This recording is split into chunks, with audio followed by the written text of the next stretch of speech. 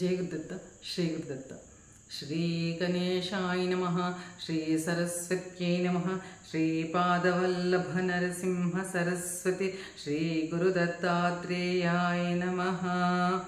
जय गुरुदत्त श्री गुरुदत्त ओम श्री कृष्णाय परमात्मने नमः। जय गुरुदत्त श्री गुरुदत्त ఇప్పుడు ఐదో శ్లోకం నేర్చుకుందామండి। ఐదో శ్లోకం కూడా 4 పాదాలు ఉంటాయి, ఒక్కొక్క పదాన్ని 3 సార్లు నేర్చుకుందాం। धृष्टकेतुश्चेकितानः धृष्टकेतुश्चेकितानः धृष्टकेतुश्चेकितानः काशीराजश्च वीर्यवान् काशीराजश्च वीर्यवान् काशीराजश्च वीर्यवान् पुरुजित्कुन्तिभोजश्च पुरुजित्कुन्तिभोजश्च पुरुजित्कुन्तिभोजश्च शैभ्यश्च नरपुङ्गवः शैभ्यश्च नरपुङ्गवः शैभ्यश्च नरपुङ्गवः शैभ्यश्च नरपुङ्गवः धृष्टकेतुश्चेकितानः काशीराजश्च वीर्यवान् धृष्टकेतुश्चेकितानः काशीराजश्च वीर्यवान्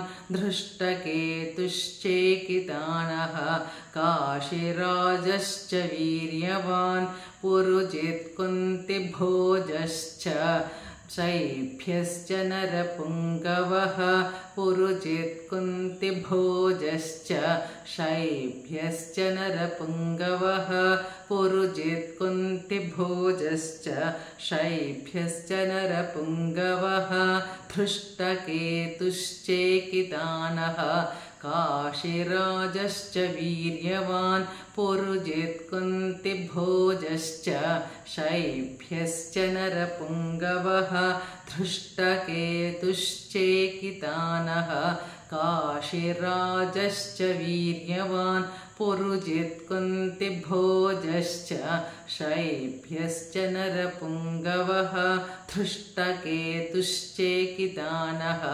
काशीराजश्च वीर्यवान् पुरुजित्कुन्तिभोजश्च शैभ्यश्च नरपुङ्गवः। जय गुरुदत्त श्री गुरुदत्त श्री गणेशाय नमः श्री सरस्वत्यै नमः श्री पादवल्लभ नरसिंह सरस्वती श्री गुरुदत्तात्रेयाय नमः। ఇప్పుడు 6వ శ్లోకం నేర్చుకుందాము। ఇది కూడా 4 పాదాలు ఉంటాయి, ఒక్కొక్క పాదాన్ని 3 సార్లు చెప్పుకుందామండి।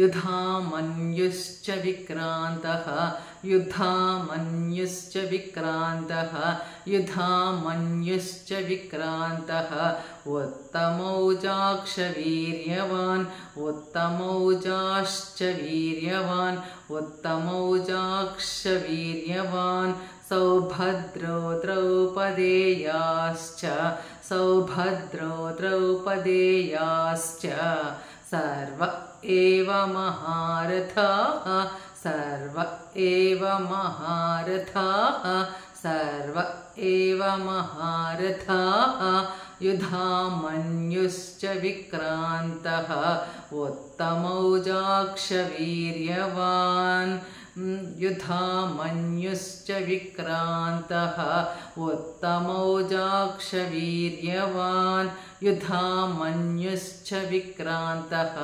उत्तमौजाक्ष वीर्यवान् सौभद्रो द्रौपदेयाश्च सर्व एव महारथाः सौभद्रो द्रौपदेयाश्च सर्व एव महारथाः सौभद्रो द्रौपदेयाश्च सर्व एव महारथाः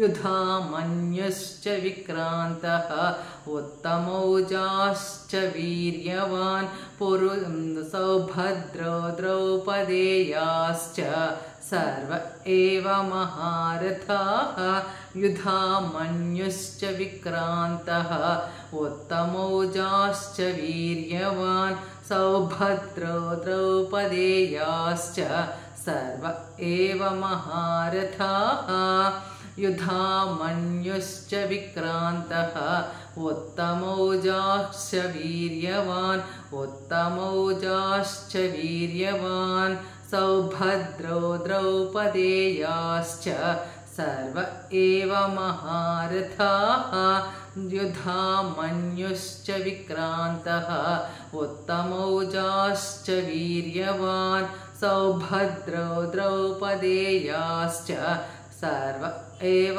महारथाः। जय गुरुदत्त श्री गुरुदत्त।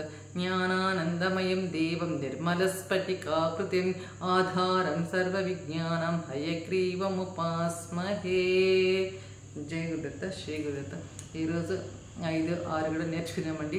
నేర్చుకోండి, అందరూ కంపల్సరీ నేర్చుకొని మీరు కూడా ఆరోగ్యంగా ఉండాలని నేను కోరుకుంటాను। పదే చెప్తున్నాను, నాకు ఆరోగ్యం బాగా చాలా ఆరోగ్యంగా ఉన్నాను। మీరు ఆరోగ్యంగా ఉండాలని నాకు ఎన్నో హెల్త్ ఇష్యూస్ అన్నీ బాగైనాయండి।